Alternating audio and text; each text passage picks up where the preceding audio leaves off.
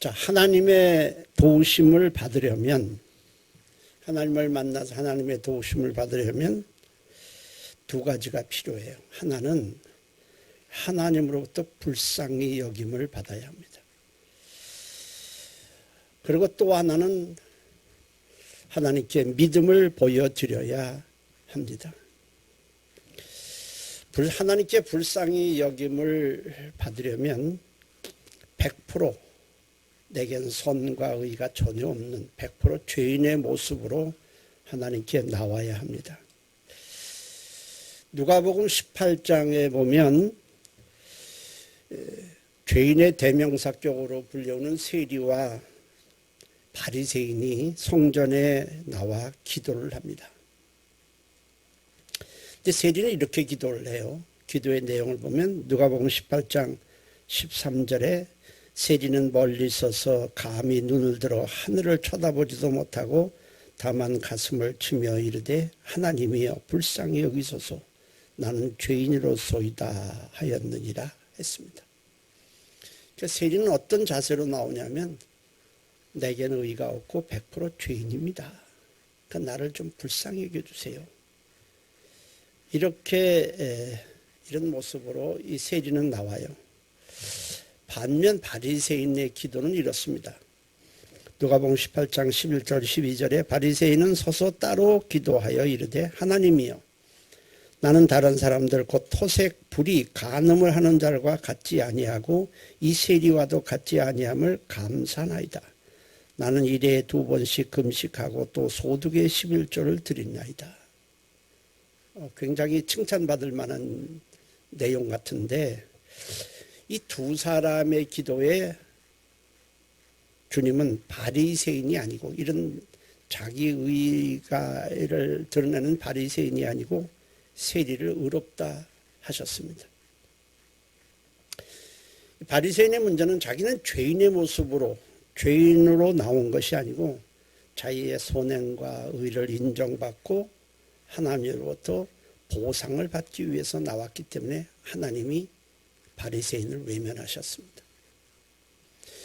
우리는요 무엇을 하든 우리는 죄인일 뿐입니다. 하나님이 도와주시지 않으면 우리는 살 수 없는 죄인에 불과해요. 오늘 우리가 읽은 본문에는 지금의 튀르키예죠. 옛날 터키죠. 거기에 루스드라라는 지방에서 나면서부터 한 번도 걸어본 적이 없는 안진뱅이 이야기가 나옵니다. 태어나서 한 번도 걸어본 적이 없는 이 안진뱅이가 어느 날 이 사도 바울이 전하는 이 복음의 말씀을 듣게 되는데 복음의 말씀을 들으면서 하나님으로부터 불쌍히 여김을 받고 구원받을 만한 믿음을 인정받아서 이 안진뱅이에서 고침을 받고 새로운 인생을 살게 됩니다.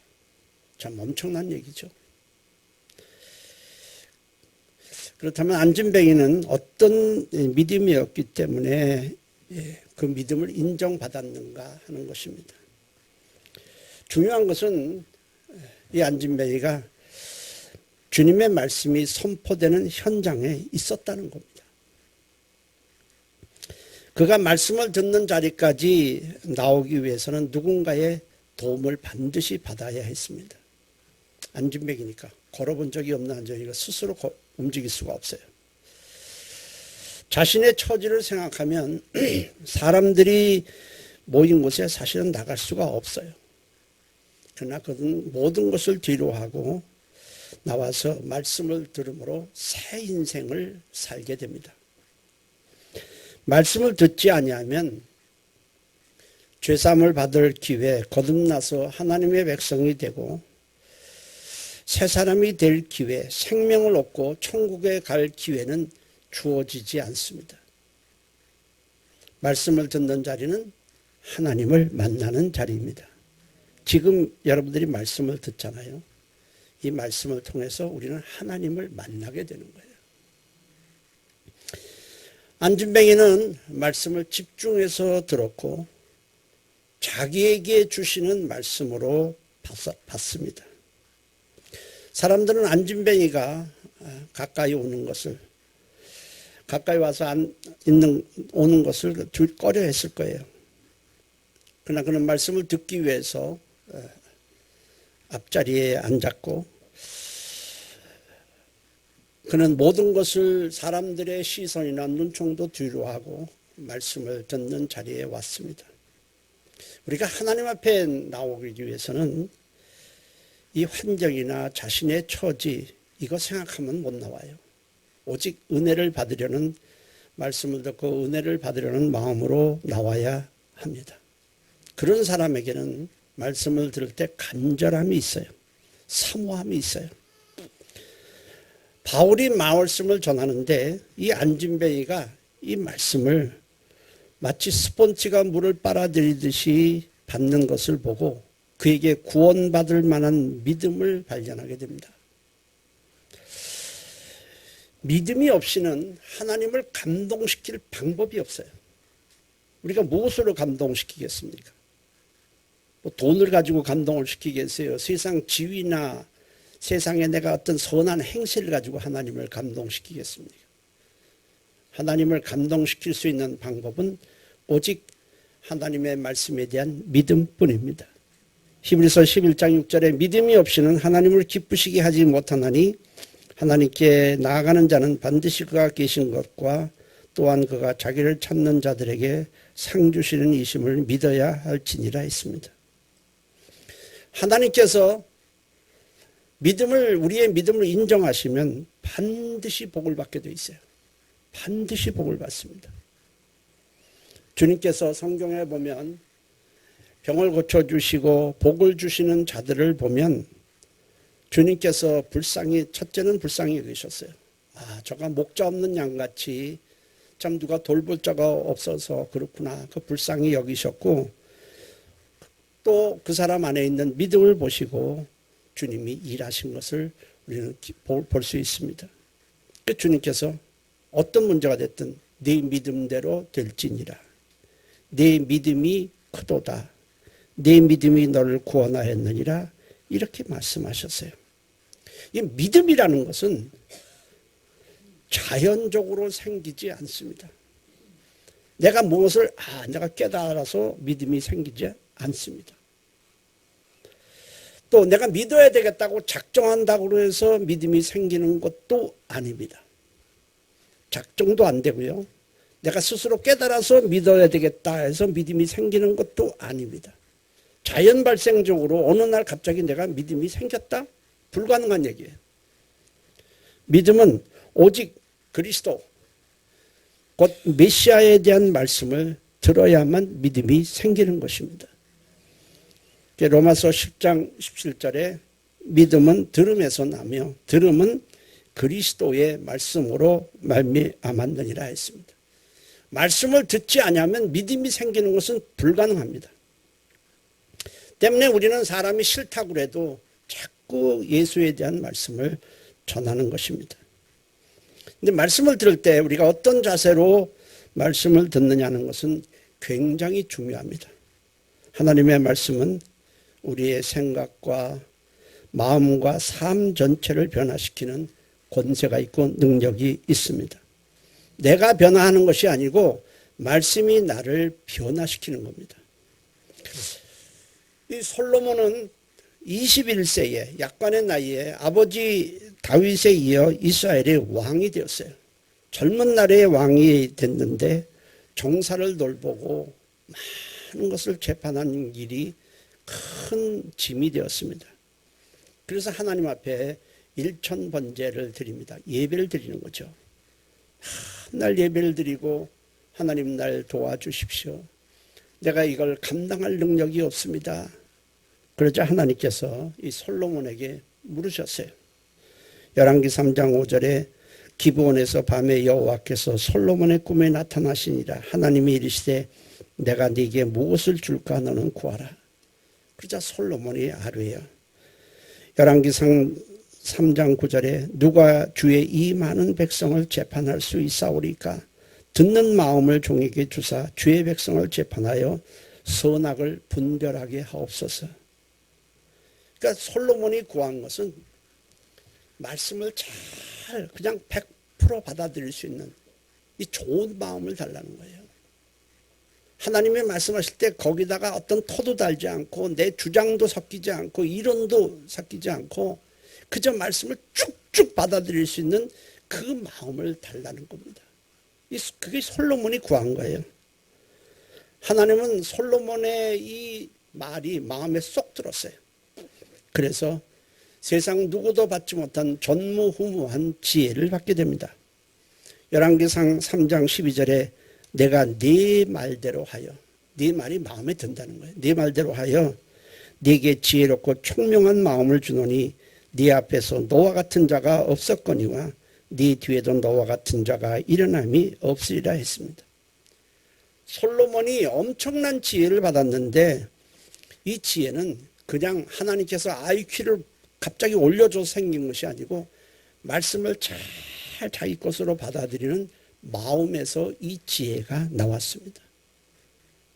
우리가 이거 앉아있다고 다 말씀을 자기 것을 쭉쭉 받아들이는 것 같지만 실제로 아니에요. 어떤 사람은 건성으로 듣고 어떤 사람은 이거는 그냥 나하고 상관없어 하기도 하고 말씀을 쭉쭉 다 받아들이는 사람이 사실은 많지 않아요. 그러나 여러분들이 주님의 말씀을 그대로 내 것으로 받아들이면 여러분들도 지혜자가 되는 겁니다. 그래서 우리는 솔로몬의 지혜를 부러워할 필요가 없어요. 솔로몬의 명성이 퍼지고 지혜가 많으니까 주변 나라의 많은 사람들이 솔로몬의 지혜를 듣고자 저 남쪽에 있는 남방 여왕이 많은 보화를 가지고 찾아왔어요. 그러나 우리는 솔로몬의 지혜를 부러워할 필요가 없습니다. 솔로몬보다 크신 주님의 말씀을 우리는 듣고 있기 때문이고 그 말씀을 우리가 그대로 내 것으로 받는다면 우리는 누구든지 지혜자가 될 수 있습니다. 주님 말씀이에요. 마태복음 12장 42절에 심판때에 남방 여왕이 일어나 이 세대 사람을 정죄하리니 이는 그가 솔로몬의 지혜로운 말씀을 들으려고 땅끝에서 왔음이거니와 솔로몬보다 더 큰 이가 여기 있느니라 했습니다. 주님의 말씀이 그냥 말이 아니에요. 주님의 말씀 안에는 지혜와 지식의 보화가 가득합니다. 골로새서 2장 3절에도 그 안에는 지혜와 지식의 모든 보화가 감춰져 있느니라 했습니다. 여러분 예배를 지금 드리고 있잖아요. 예배 드리고 이 말씀을 듣는 시간은 나를 위한 시간입니다. 해볼까? 이 시간은 나를 위한 시간이다. 많은 사람이 함께 예배를 드리고 있지만은 그 말씀은 오직 나를 위한 말씀이에요. 주일에 말씀을 전해보면 말씀이 끝나고 나서 이렇게 말하는 분들을 꽤나 많이 만나봤어요. 예배 끝났는데 저 입구에서 목사님 오늘 말씀은 꼭 저에게 하시는 말씀 같아요. 제가 들으라고 오늘 말씀하신 거죠? 이런 말을 갖다가 수없이 많이 들어봤어요. 이런 사람은 복이 있습니다. 오늘 말씀도 이 말씀은 나를 위한 것이야 라고 생각하는 사람은 복이 있습니다. 아멘. 왜냐하면 그 사람 안에 성령님이 역사하기 때문에 그래요. 사도 바울은 이 복음 전도 여행을 떠났는데 데살로니카라는 지역에 갔어요. 누구 와서 이 복음을 전한 사실이 없잖아요. 이 데살로니카에 가보니까 거기 유대인들이 모이는 회당이 있어요. 그 회당에서 안식일에 3번만 설교를 하게 됩니다. 겨우 3번을 설교해야 돼요. 설교합니다. 그러니까 안식일에 3번 설교하고 나머지 시간은 조금 더 모여서 말씀을 전했겠죠. 그런데 그곳을 바울이 떠날 수밖에 없었어요. 왜냐하면 유대인들이 너무 박해를 하는 거예요. 박해를 하고 죽이려고 하자 바울은 그곳에 더 이상 머물러 있지 못하고 데살로니카를 떠나게 됩니다. 그러니까 떠나면서 너무 마음이 아픈 거예요. 여기서 겨우 말씀 몇 번 전한 게 단데 그리고 좀 모여서 몇 소수의 사람들에게 말씀을 조금 가르친 게 단데 겨우 한 2달 정도밖에 안 되거든요. 그러니 제대로 교회가 쓰겠어요? 교회 지도자가 쓰겠어요? 아무것도 없는 거예요. 떠나면서 마음이 너무 아팠어요. 그런데 떠나고 난 후에 이 바울이 놀라운 소식을 듣게 됩니다. 그건 데살로니카에 사람들이 말씀을 듣는 자들이 모인다는 거예요. 교회가 세워진 겁니다. 그리고 그 교회가 부흥하고 있다는 거예요. 바울이 생각합니다. 야, 이게 어떻게 된 일인가? 그러면서 바울이 알게 되면서 그 데살로니카에 서신을 띄웁니다. 그 서신에서 바울은 이렇게 말을 합니다. 데살로니가전서 2장 13절입니다. 우리 함께 읽겠습니다. 이러므로 우리가 하나님께 끊임없이 감사함은 너희가 우리에게 들은 바 하나님의 말씀을 받을 때에 사람의 말로 받지 아니하고 하나님의 말씀으로 받으니 진실로 그러하도다. 이 말씀이 너희 믿는 자 가운데서 역사하느니라. 신기해요. 아무도 더 이상 목회자도 없는데 그 들은 말씀이 사람들 속에서 막 활동을 하는 거예요. 그러면서 마음이 뜨거워지면서 그들이 또 다른 사람을 전도하고 또 다른 사람에게 복음을 전하면서 이 데살로니가 교회가 막 부흥을 한 거예요. 왜 그랬을까요? 성령님이 하나님의 말씀, 사람의 말로 받지 않고 하나님의 말씀을 받자 하나님이 기뻐하셔서 성령님을 보내주시고 그 말씀이 살아 움직이도록 하셨다는 겁니다. 그러니까 부흥이 되는 거죠. 중요한 것은 말씀을 들을 때, 지금 다 같이 말씀을 들었잖아요. 내게 주시는 말씀으로 말씀을 받는 것입니다. 우리가 음식을 먹는다고 해서 다 소화되는 것이 아니듯 말씀을 듣는다고 해서 다 내 것이 되는 것은 아니에요. 내 것이 되게 하려면 말씀을 우리가 들을 때 우리가 아멘으로 받아야 합니다. 다 같이 아멘.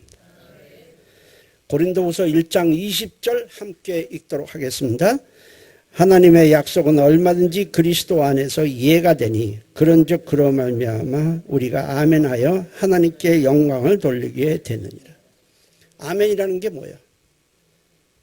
그 말씀에 아멘은 진실로 그렇습니다. 그 진리입니다. 전적으로 그 말씀에 내가 동의를 합니다. 그리고 그 말씀대로 내가 이루어지기를 소망합니다라는 뜻이 바로 아멘이라는 거예요. 아멘 하면 나는 100% 거기에 동의합니다. 100%. 거기에 어떤 토도 달지 않고 내 주장도 내세우지 않고 100% 받아들입니다. 그리고 나는 그 말씀대로 내게 이루어지기를 원합니다라는 것이 아멘이에요.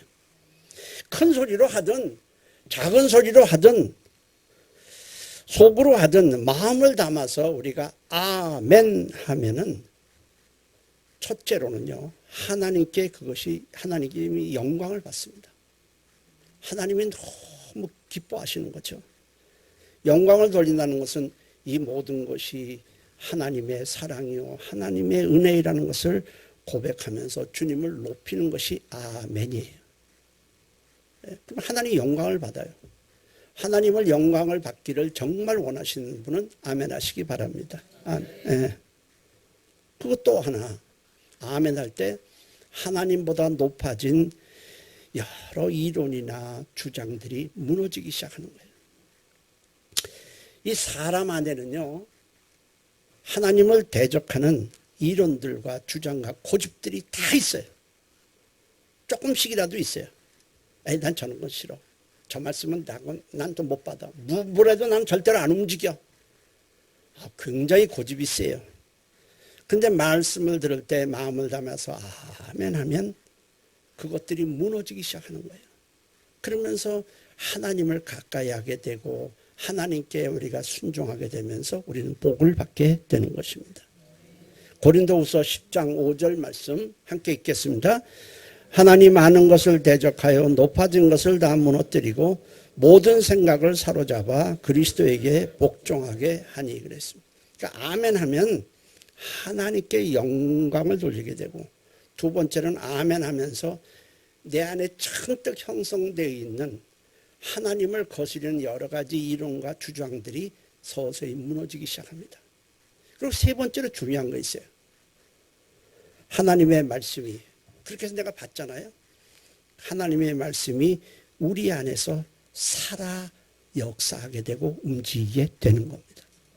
역사하게 되는 거예요. 그러면 많은 일들이 일어나요. 말씀이 우리 안에서 살아 움직이면 엄청난 일들이 일어나는 거예요. 이거 굉장히 중요한 말씀이에요. 히브리서 4장 12절인데요. 우리 다 같이 천천히 다 같이 함께 읽도록 하겠습니다.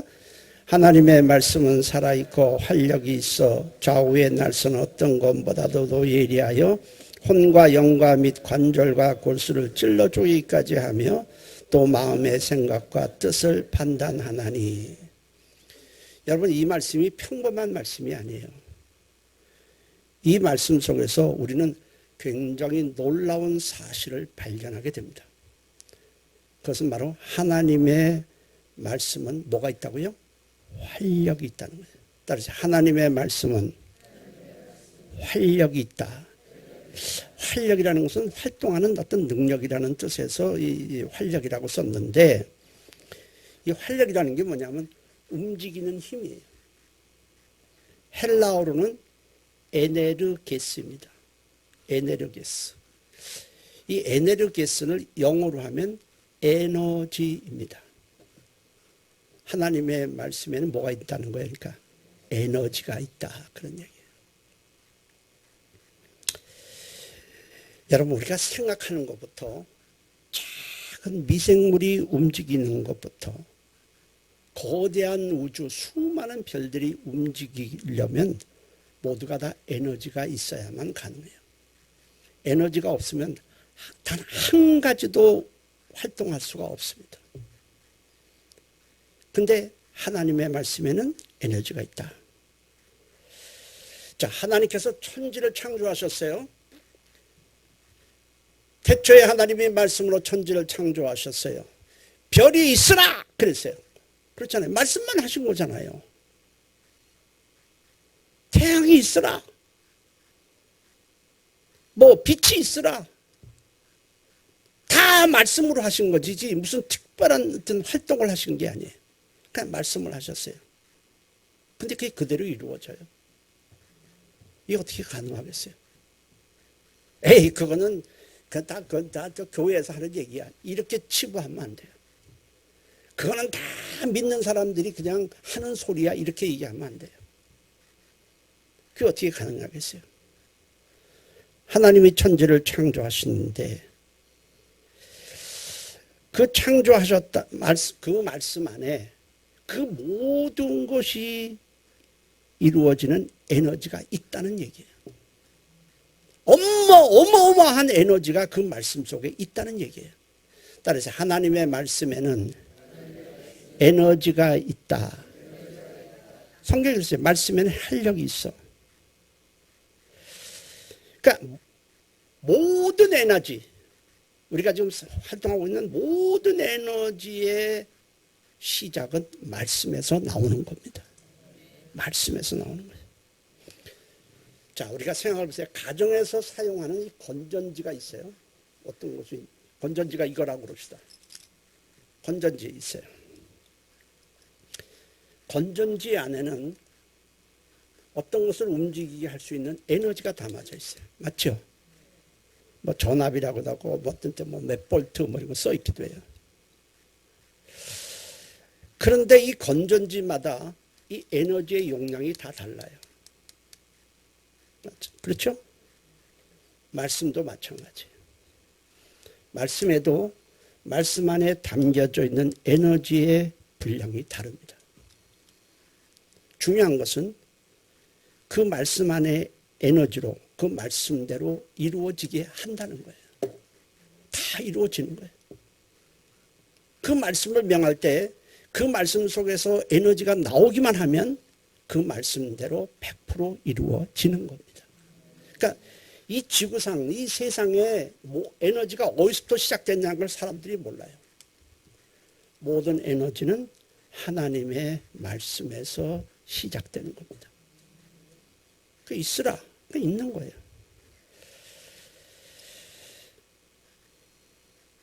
그런데 이 세상 건전지는 한 번 쓰면 소멸이 돼요. 근데 하나님의 말씀은 아무리 써도 그 에너지의 용량이 변하지 않습니다. 그대로 있어요. 네, 우리가 생각한 걸 해보세요. 그런데 이게 건전지라고 할 때 이 건전지 안에는 뭐가 있다고 그랬죠? 뭐가 있다고요? 에너지가 있어요. 근데 이것이 그냥 에너지로 사용할 수 있느냐? 없어요. 이것이 사용되려면 전해질이나 음극이나 양극에 이것이 연결이 돼야 돼요. 맞죠? 그래서 이걸 그냥 우리가 건전지를 사고 나서 거기다가 그냥은 안 되니까 어디다가 딱 껴서 음극과 양극에 딱 연결되면 그때부터 에너지가 방출되면서 시계도 돌아가고 등도 켜지고 자동차도 움직이고 다 그러는 거 아니겠어요? 그렇죠? 이 안에 에너지가 말씀 안에 에너지가 있다고 해서 이 말씀 에너지가 되는 건 아니에요. 이 말씀 속에 있는 에너지가 작동하려면 성령님과 연결이 돼야 합니다. 성령님과 접목이 될 때 놀랍게도 이 말씀 안에 있는 에너지가 방출이 되는 거예요. 그러면서 그 에너지에서 엄청난 일이 발생하는 겁니다.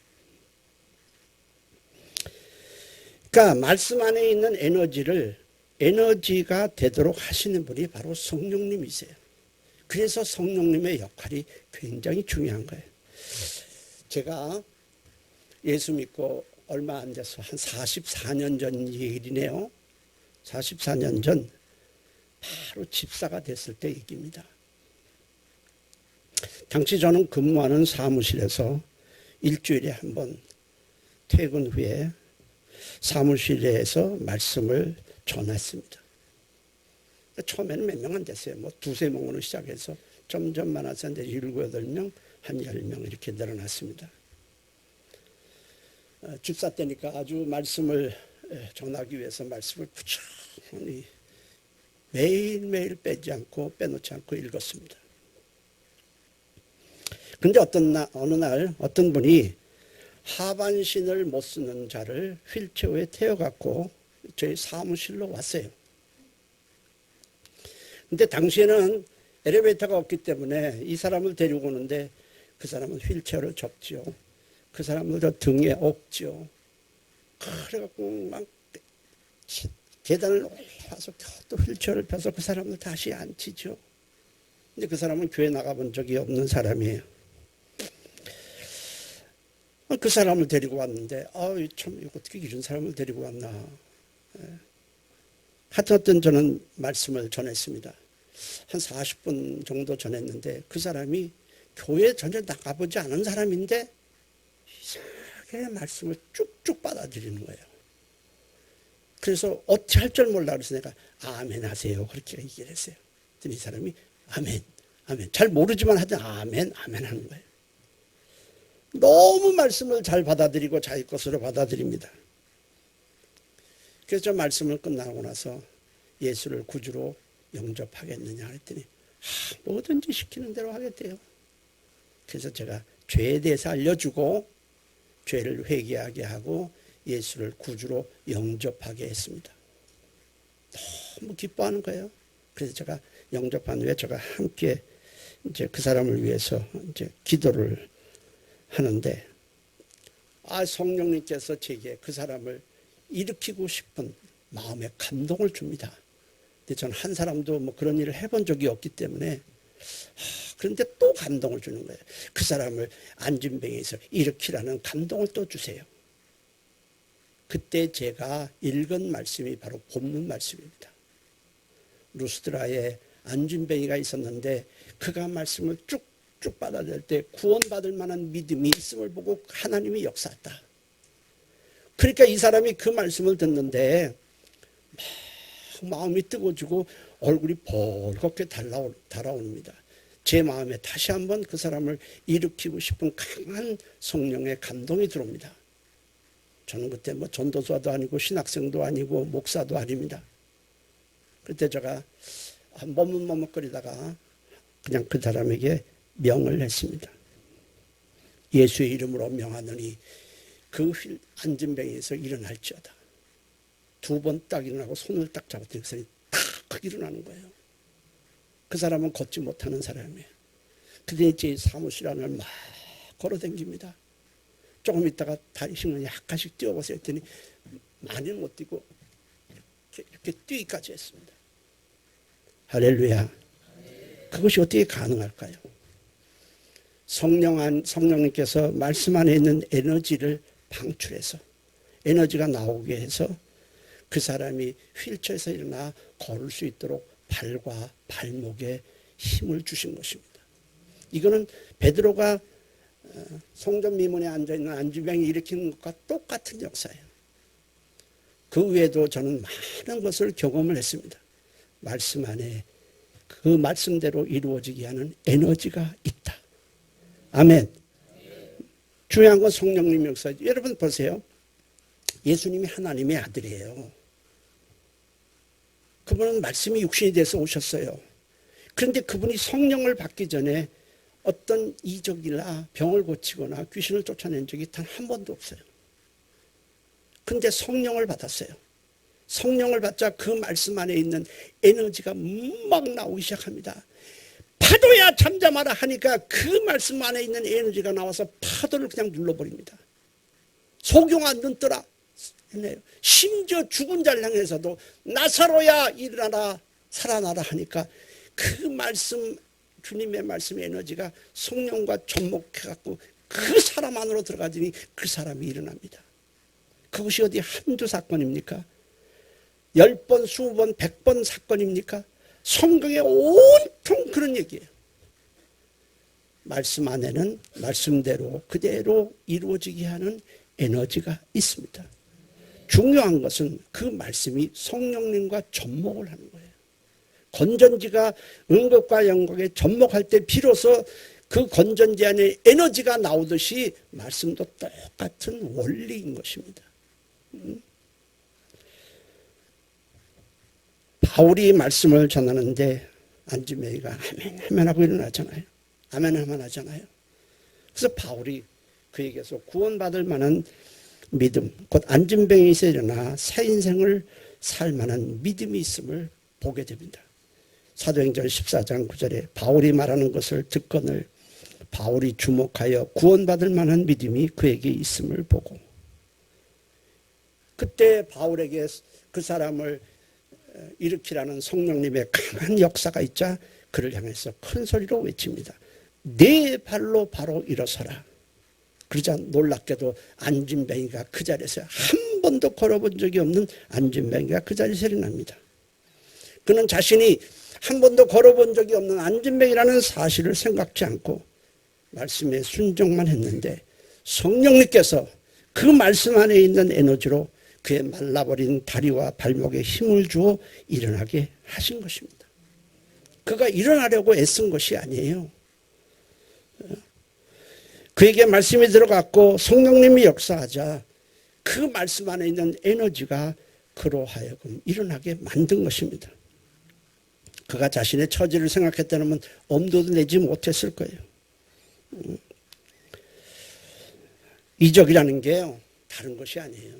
우리는 이적이라는 게 자꾸만 신기하다, 기적이다, 그건 뭐 놀라운 일이 벌어졌다 이렇게 생각을 하지만은 조금 더 구체적으로 우리가 파고 들어가면 말씀 안에 있는 에너지가 말씀대로 이루어지기 위해서 에너지가 나오는 거예요. 여러분 그렇지 않아요? 어떤 사람이 지금 꼼짝 못하고 이렇게 누워 있어요. 근데 내가 갖고 있는 에너지로 그 사람을 잡아 일으키면 일어나는 거예요. 내 에너지로 그 사람이 일어나는 거예요. 말씀 에너지로 그 사람이 일어나도록 하신 것입니다. 그것이 이적이에요. 어떤 성도에게 제가 물었어요. 아유, 언제까지나 주일 예배만 겨우겨우 나오겠습니까? 아유, 좀 변화 좀 해보세요. 주일 오후 예배 한 번 더 나오든지, 새벽 기도에 한 번 더 나오든지, 철야 기도에 한 번 더 나오든지 좀 해보세요. 어떻게 그렇게 고집이 셉니까? 그랬더니 못해요. 한 번만 봐주시면 안 돼요? 못해요. 요지부동입니다. 꼼짝도 안 해. 그래서 내가 에이 더러워서 나도 안 한다. 그 말을 안 했어요. 그런데 어느 날 그가 주일 오후 예배에 톡 하고 앉아 있어요. 그래서 내가 아니 어쩐 일이세요? 전 이렇게 오후에 나왔어요. 그랬더니 그 사람이 말한 자리에 그러게요. 그러게요. 제가 어느 날 말씀이 은혜를 받으니까 이렇게 나와지네요. 나온 거예요. 나와지네. 나와진 거라고 해야 하는 게 맞아요.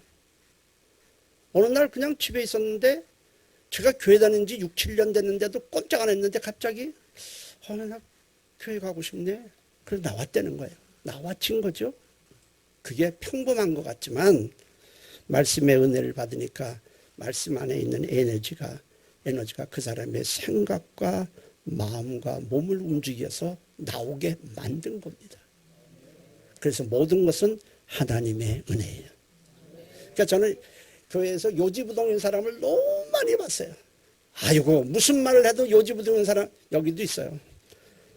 난 누구라고 지적은 안 해. 누군지도 몰라. 그러나요 저는 믿어요. 말씀의 에너지와 능력을 믿습니다. 그럼 움직이게 돼 있어요. 말씀에 근데 성령님의 역사가 중요하잖아요. 성령님의 역사는 가만히 있다고 오는 게 아니에요. 우리가 성령님이 말씀과 접목하기 위해서는 성령님의 역사가 필수적이에요. 하나님이 천지를 창조하실 때도 성령님이 함께 하셨어요. 하나님의 영이 수면에 운행하시니라. 성령님의 역사 없이 말씀 자체로는 에너지가 되지 않습니다. 그러면 이 말씀 그대로 갖고 있으면 이거 엄청난 에너지 아니에요, 이거. 어마어마하잖아요. 근데 아무 소용이 없어요. 말씀이 내 안에 들어와야 되고 거기에 성령님이 역사해야 그 말씀 안 에너지로 우리가 변화되고 새 사람 되고 죄사함도 받고 생명을 얻고 하나님의 자녀가 되고 구원을 받고 하나님의 일꾼이 되는 것입니다. 그래서 바울이 말했어요. 바울이 이렇게 말했어요. 고린도전서 15장 10절 우리 함께 한번 읽어볼까요?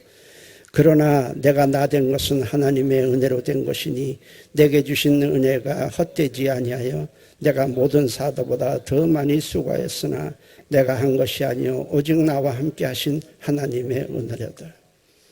자기가 구원받아야 되겠다. 내가 주의 일꾼이 돼야 되겠다. 내가 주님을 위해서 일을 많이 해야 되겠다고 한 것이 아니고 하나님의 말씀이 내게 내 것으로 받아들이고 은혜가 되다 보니까 그 말씀이 나를 이렇게 만들었다는 겁니다. 성령님의 역사가 있기 위해서는 우리는 해야 될 일이 있어요. 반드시 죄를 회개해야 합니다. 죄를 그대로 두고 회개할 생각 없고 성령님의 역사를 지대한다는 건 참 힘든 얘기예요. 그리고 말씀에 순종하는 거예요. 순종해야 되고 그 다음에 그냥 내가 원하는 것 기도 외에 하나님의 뜻대로 하고 싶은 살고 싶어서 기도를 해야 돼요.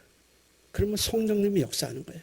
여러분 성경에는 말씀에 순종을 했더니 고침을 받은 사건들이 무수하게 기록되어 있습니다. 나병 환자가 주님께서 너 가서 저 제사장에 가서 보이라. 고쳐주신 것도 아니고 가서 보이라 하니까 이들이 말씀에 순종하여 가더니 저들이 병이 다 나은 자. 이게 무슨 말이에요? 순종했더니 성령님이 역사하셔서 그 말씀대로 이루어지도록 에너지가 발생했다는 거예요. 그게 그 말이에요. 그래서 순종을 할 때에 우리가 성령님이 역사하고 성령님이 역사할 때 그 말씀대로 이루어지는 것이지 순종 안 하죠. 자기 고집대로 주장들을 계속 앞세우죠. 하나님의 뜻대로 살고 싶은 기도도 안 하죠. 회개도 안 하면 성령님의 역사가 없고 성령님의 역사가 없으면 말씀 안에 있는 에너지가 작동을 안 하기 때문에 우리는 어떤 것도 경험할 수가 없어요. 그래서 우리는 성령 충만을 우리는 사모하는 것입니다. 오랜 세월 안전뱅이로 있으면서 자신의 처지를 비관하여 살았지만은 주님의 말씀을 듣는 자리에 나왔고 그 말씀을 자기 것으로 받아들이고 아멘 하고 받아들였을 때 성령님이 그에게 역사했고 그래서 그는 안진뱅이 세례나 새로운 인생을 살게 됩니다. 저는 제가 목회하면서 많은 얘기를 했지만은 저는 사실은 술주정뱅이거든요. 365일 동안에 우리 사모가 있지만 360일 술 마셨어요.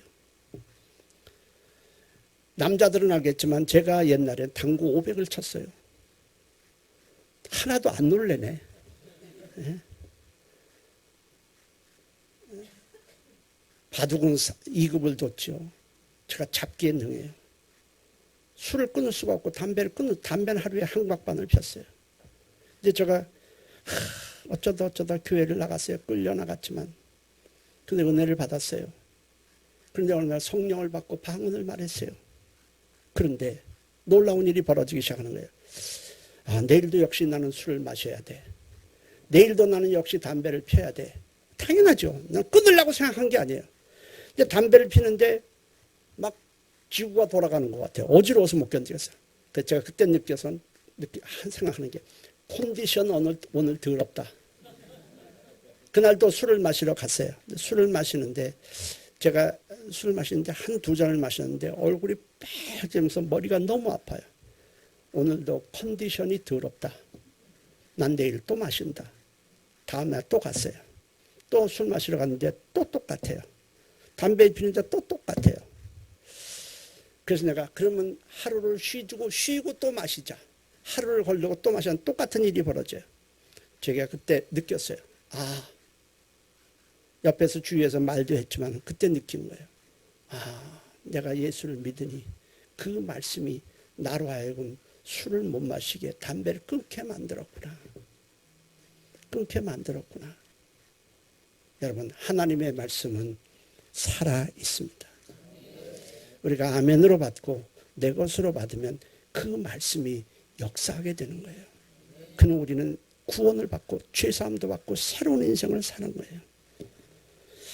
평생 걸어보지 못하고 죽음만 기다리며 살 수밖에 없었더니 안진뱅에게 이적이 일어났고 새로운 인생이 열렸습니다. 우리도 말씀을 받을 때에 내 말씀으로 아멘으로 받으십시오. 내 주장과 이론과 고집이 생생하게 살아있어도 아멘으로 받으십시오. 그것이 무너지기 시작합니다. 그리고 성령이 역사합니다. 그리고 말씀 안에 있는 에너지로 우리는 새로운 인생을 살게 되는 거예요. 하나님의 말씀에 나온 여러분, 이 자리에 나온 여러분들을 주님의 이름으로 축복합니다. 말씀을 들을 때마다 그것을 내 것으로 받아서 성령님의 도우심으로 새 인생, 축복된 인생을 살아가시기를 예수의 이름으로 축원합니다. 통성으로 기도합니다.